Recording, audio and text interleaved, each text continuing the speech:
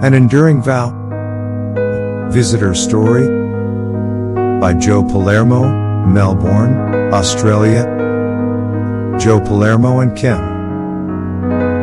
As there is not enough awareness about ovarian cancer, I am doing whatever I can to change this so other women won't have to go through what Kim did. My daughter, Sarah, also wrote a very inspirational song dedicated to Kim, which we are now selling with all proceeds going to Ovarian Cancer Australia. Kim's story is below. A tiny fair-haired girl zoomed past me on her bike seconds after our school bell sounded. She let out a yell. "Fancy coming to the pictures?" she called. It was my first year at high school in Keilor East Vic, and while I was still finding my way around the maze of classrooms, bubbly Kim Wiltshire from year 8 was full of confidence. Watching this pine-sized tornado flying past, I found it hard to believe she was older than me. But what Kim, 13, lacked in size, she made up for in personality. "So are you coming?" she asked, when I saw her later at the shops in East Keilor. It was February 1971, and I'd never had a girlfriend before, so I said yes. The movie wasn't great, but sitting quietly in the dark holding Kim's hand was the best moment of my life. For the next few weeks we were inseparable. We hung out around the Oval at lunchtimes and held hands by the shops each night. But timetables and homework proved too intense for our puppy love, and by the end of term, we were content with being mates again.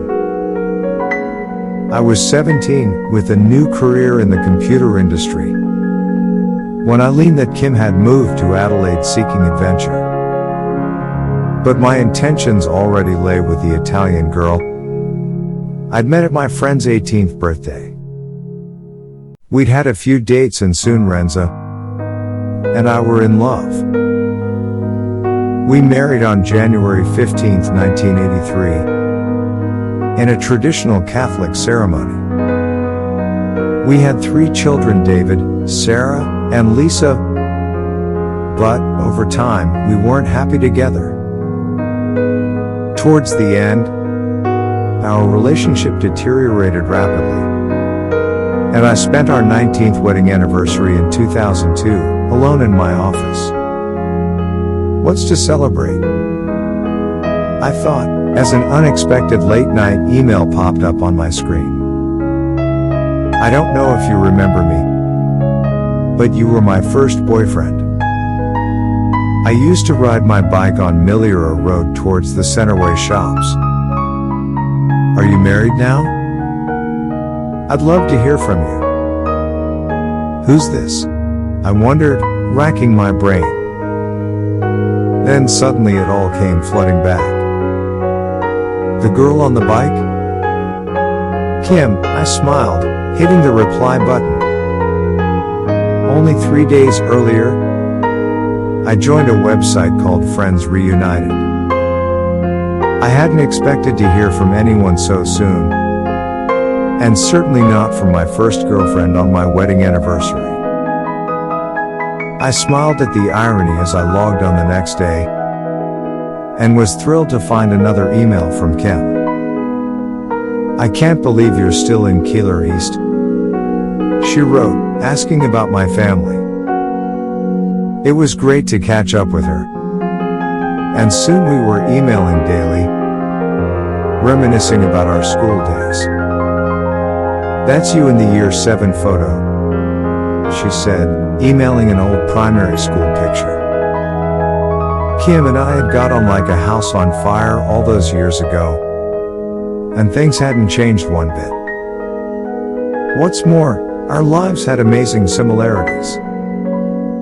We both had 3 kids, and were in long-term relationships which were not going well. 2 weeks later, rather than email, we decided to speak in person. So Kim gave me her mobile number. It was lovely to hear her friendly voice on the end of the line. And a month later we met in Sydney. I can't believe it's been 30 years.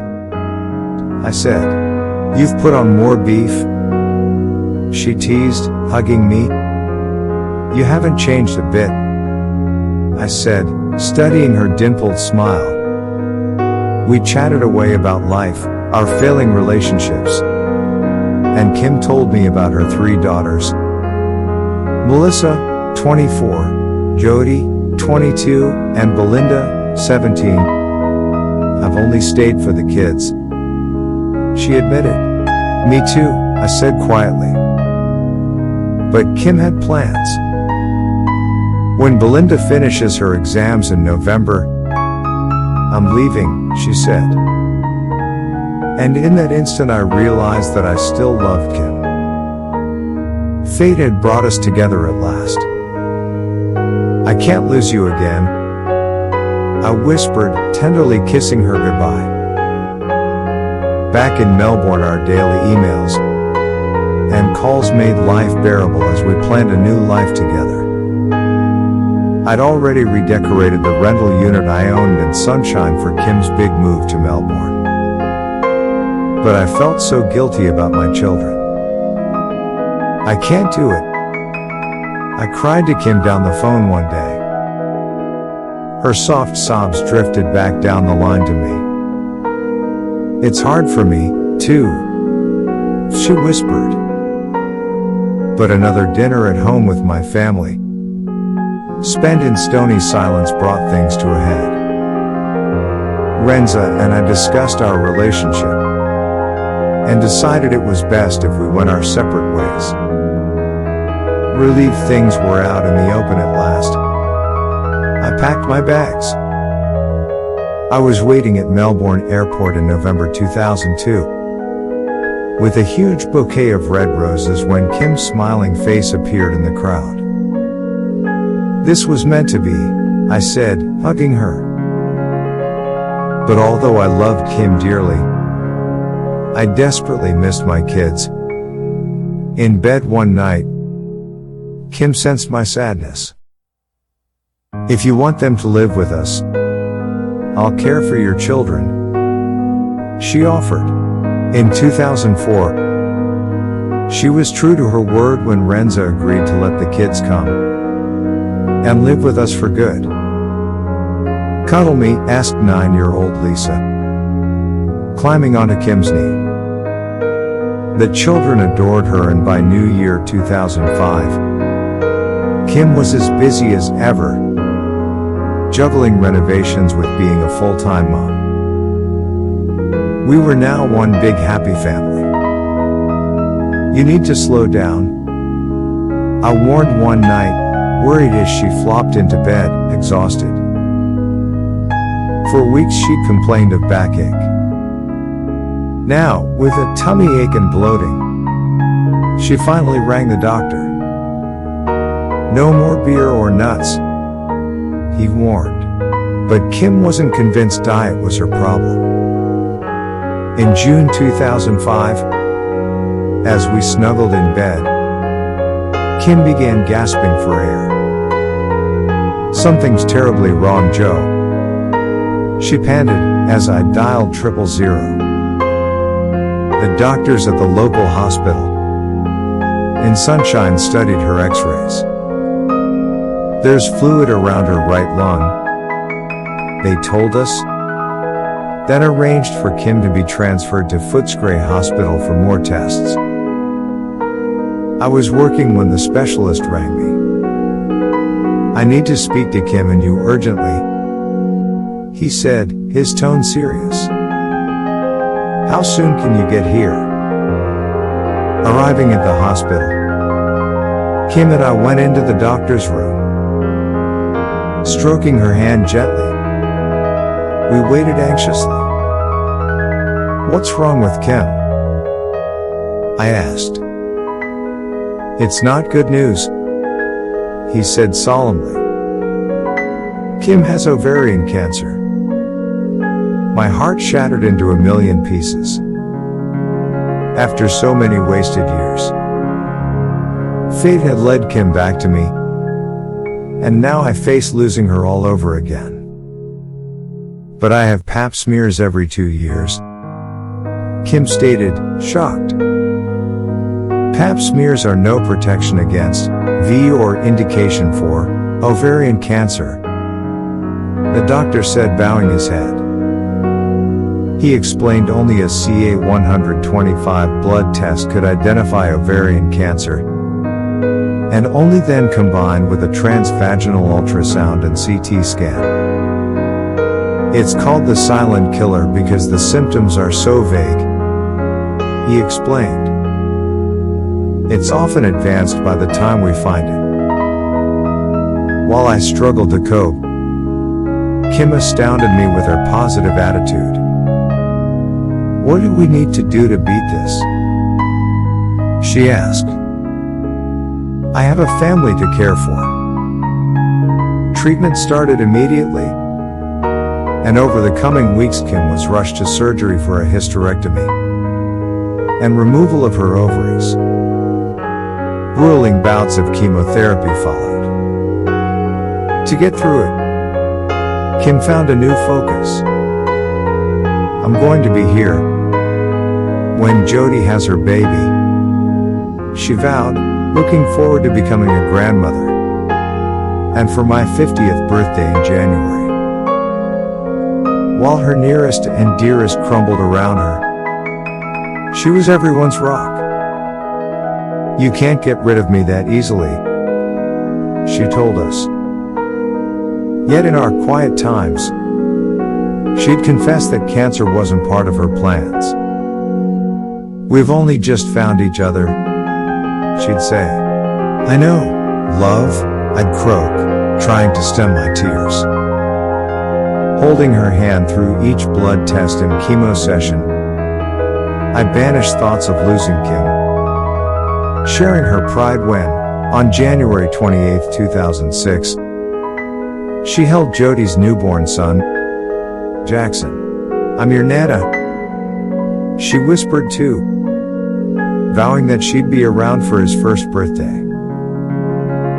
A few weeks later, my daughter Sarah, then 16, came home from school with some surprise news.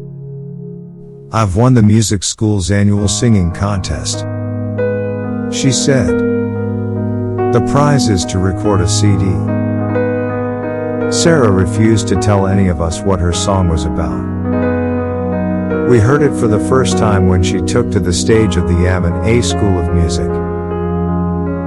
It's called Be Strong. John St. Peters, owner of the Academy, announced to the audience. I could barely find the words to speak as Sarah sang of courage and hope. She's written this song for you, Kim, I whispered as tears trickled down her cheeks. The next day I contacted Ovarian Cancer Australia, the national charity supporting women suffering with ovarian cancer, telling them all about Sarah's CD and hope that it would inspire other women battling this disease. In January 2008, Kim celebrated Jackson's first birthday and her 50th. We marked it with a photographic portrait of the entire family, including Kim's mom Norma and a meal at Crown Casino's Conservatory restaurant. With no sign of cancer in her tests, the doctor stopped her chemo and we had hope. But 2 weeks later, Kim interrupted her birthday treat. A helicopter ride across the city. Something's wrong, she said, gasping for air and ordering the chopper to land.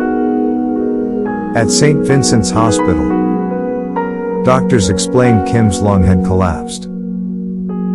We need to prepare her for surgery urgently to drain the fluid from around her lung, they said.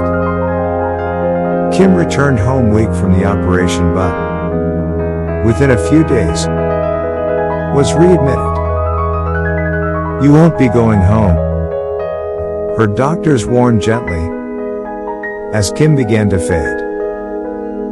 Throughout the day, Kim told us she loved us, and instructed me to dress her in black stilettos and her favorite red dress. Don't forget the red coffin, she said.